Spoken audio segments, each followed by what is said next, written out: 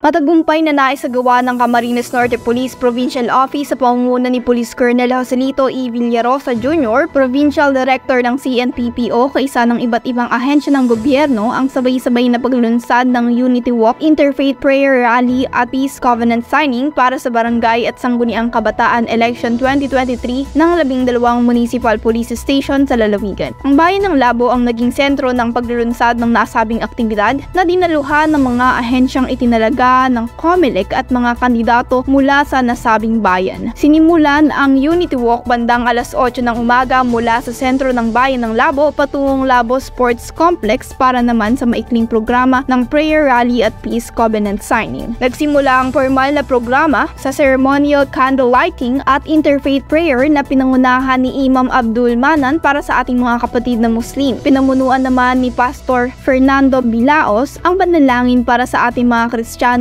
at ni Reverend Father Luis R. Ibasco para sa mga kapatid nating Katoliko. Ito ay sinundan ng pambungad na pananalita ni Police Major Herculano P. Mago, Officer in Charge ng Labo Metropolitan Service. Nagbigay naman ng mensahe sina Brigadier General William P. Peñapiel, Brigadier Commander ng 902nd Infantry Battalion, 9th Infantry Division ng Philippine Army, Honorable Severino H. Francisco, Alkalde ng Labo, Police Colonel Joselito E. Villarosa Jr., Police Provincial Director ng CNPPO, Miss Melody Relucion ng DILG Camarines Norte at panghuling mensahe mula sa representative ng COMELEC Camarines Norte na si Mr. Virgilio G. Veras, Municipal Election Officer ng Labo, Camarines Norte. Isa sa naging highlight ng programa ang pagpapalipad ng mga puting kalapate habang inaawit ang kantang Pilipinas Kung Mahal, kung saan ito'y sumisimbolo ng pag-asa, katapatan, kadalisayan at pagmamahal. Sinundan ito ng panunumpa at paglagda ng Pledge of Commitment na pinangunahan ni Police Colonel Villarosa Jr. kung saan ito ay nilagdaan ng mga pinuno at kinatawan ng Philippine Army, PNP, PFP,